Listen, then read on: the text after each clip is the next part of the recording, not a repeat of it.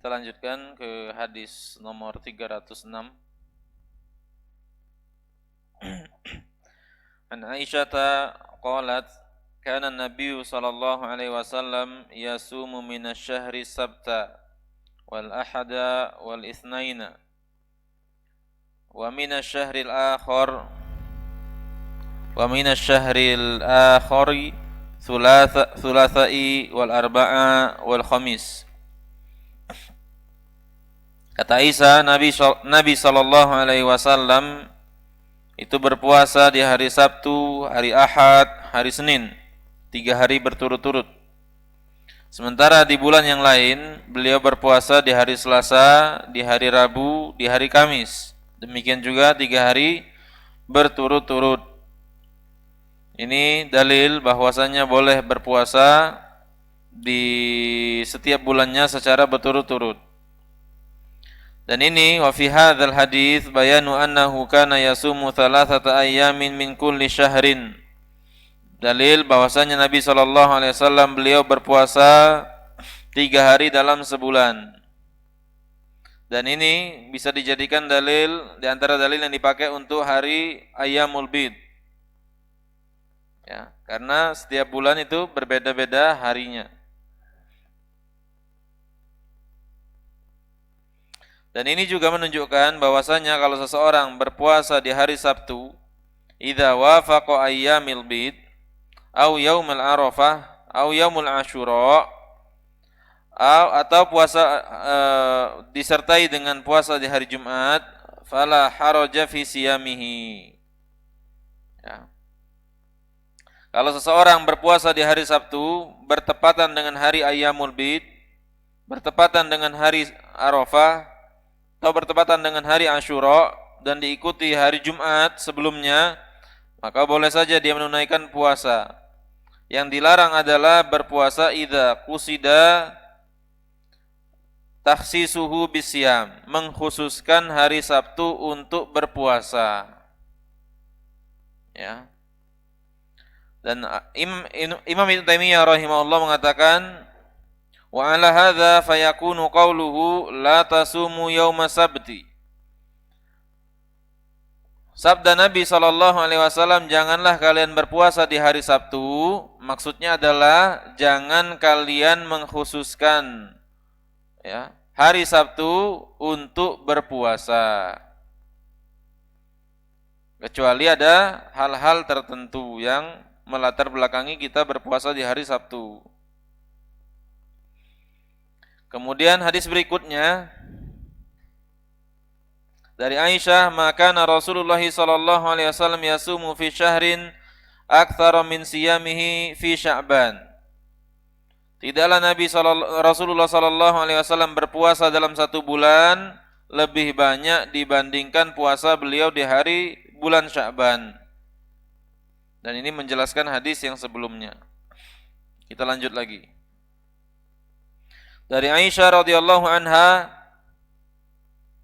ada seorang bertanya, Mu'adzah yang tadi ini. Qalat qultu li Aisyah, akana Rasulullah sallallahu alaihi wasallam yasumu thalathata ayyam min kulli syahrin? Apakah Nabi sallallahu alaihi wasallam berpuasa 3 hari di setiap bulan? Qalat na'am, beliau mengatakan iya. Qultu min ayyihi kana yasum? Di bagian mana beliau itu berpuasa? Qalat kana la yubali min ayyami soma. Ya. Beliau tidak peduli di bulan mana beliau berpuasa. Di hari mana saja dalam bulan tersebut beliau berpuasa.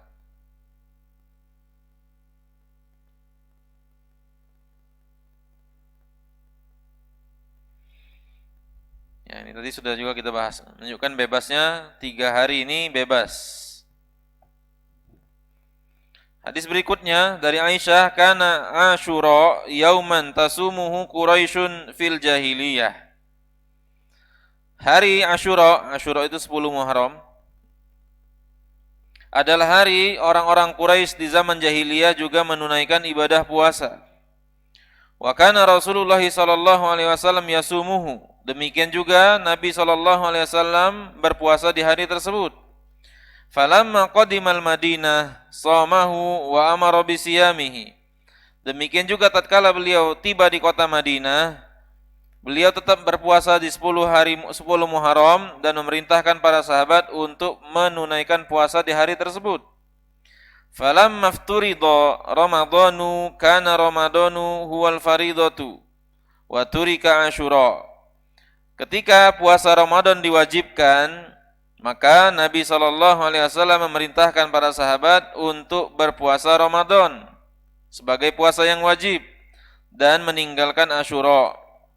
Faman syaa shamahu wa man syaa tarakahu. Siapa yang mau berpuasa Asyura, maka silahkan berpuasa. Siapa yang tidak mau, ya silahkan boleh tidak berpuasa. Ya, pembahasannya sekarang. Nah, Asyura ini hari yang diagungkan sejak zaman jahiliyah. Ya, bulan Muharram, bulan haram, itu bulan yang diagungkan oleh masyarakat Arab. Sehingga mereka tidak perang di bulan tersebut. Ya, diagungkan oleh masyarakat Arab jahiliyah. Dan di antara bulan yang diagungkan oleh mereka, yang paling diagungkan adalah Muharram. Dan lebih tepat lagi 10 Muharram. Di 10 Muharram, orang-orang jahiliyah itu biasanya ganti kiswah Ka'bah. Jadi karena mulianya hari ini, itu ritual-ritual yang mulia, yang agung, yang jarang-jarang dilakukan, itu dilakukan oleh masyarakat jahiliyah di hari 10 Muharram. Dan mereka juga berpuasa di 10 Muharram.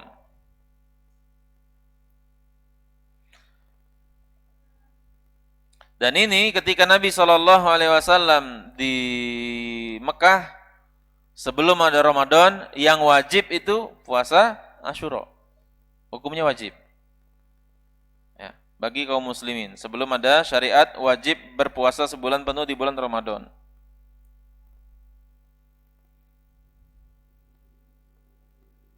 Dan berpuasa di bulan ini merupakan wujud syukur kepada Allah Subhanahu wa taala. Li'annahu al-yawmal ladzi najjallahu fihi Musa wa qaumahu. Hari ini juga adalah hari di mana Nabi Musa dan kaumnya diselamatkan dan Fir'aun dan kaumnya dibinasakan. Fasamahu Musa syukran lillah. Oleh karena itu Nabi Musa di 10 Muharram berpuasa sebagai bentuk pengagungan kepada Allah. Wa shamahun nabiyyu sallallahu alaihi wasallam wal mu'minuna syukran lillah. Demikian juga kaum muslim Nabi sallallahu alaihi wasallam dan orang-orang yang beriman menunaikan ibadah puasa di bulan ini sebagai wujud syukur kepada Allah.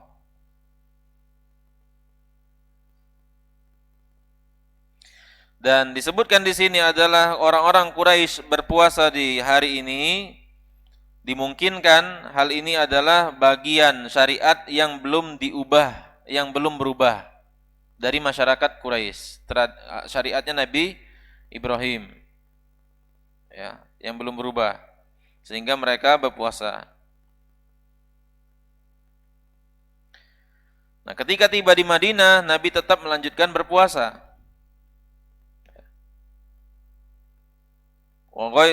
Hadis Ibnu Abbas menjelaskan hal ini.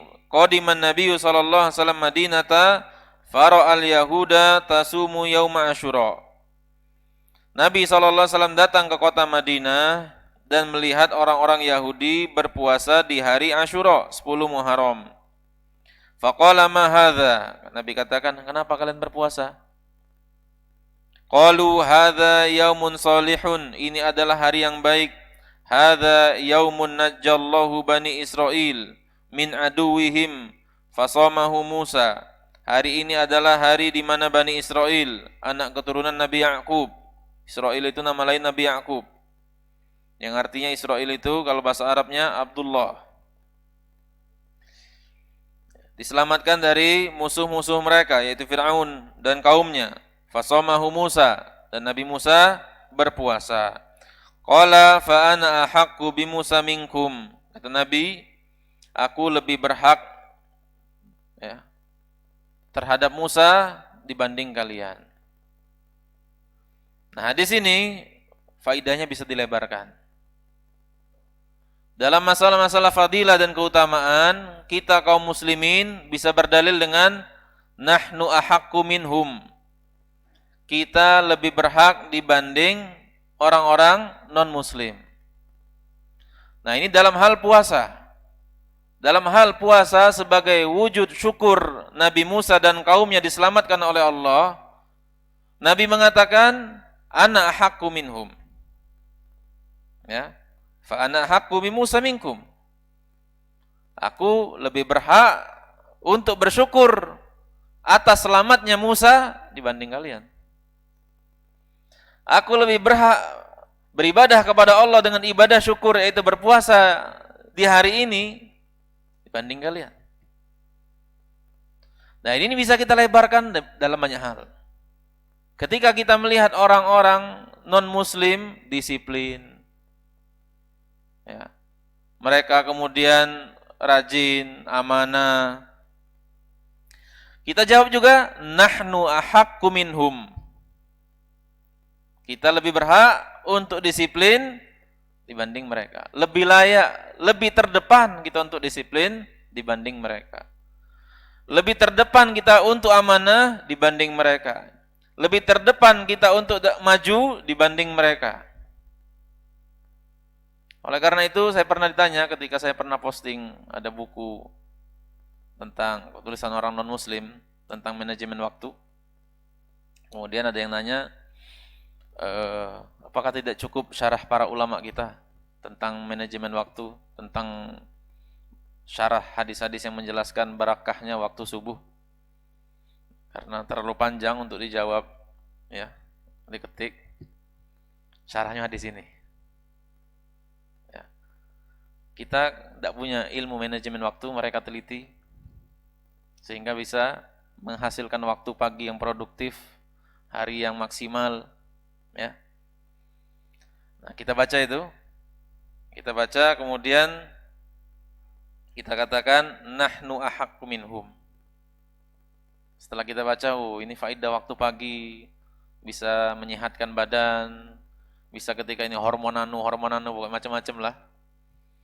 Ini bekerja demikian dan demikian. Kita baca, kita lebih berhak. Ya. Dalam segala hal, dalam faidah kehidupan yang antum temukan, walaupun itu dapat dari orang non-muslim, ya, kita jawab dengan hadis ini. Nahnu ahaqqu minhum. Kita lebih berhak dibanding mereka. Kita lebih terdepan yang melakukannya dibanding mereka. Orang-orang non-muslim itu greget kalau kerja, itu juga mestinya greget. Motivasi kehidupan akhirat itu bukan menjadi alasan kita malas-malasan dalam kehidupan dunia. Ya, kehidupan akhirat memang jauh lebih utama, lebih baik. Dunia ini tidak ada apa-apanya dibanding akhirat, iya. Tapi itu bukan jadi alasan kita malas-malasan dalam menunaikan pekerjaan, malas-malasan dalam mencari nafkah. Ya, tidak, bukan itu.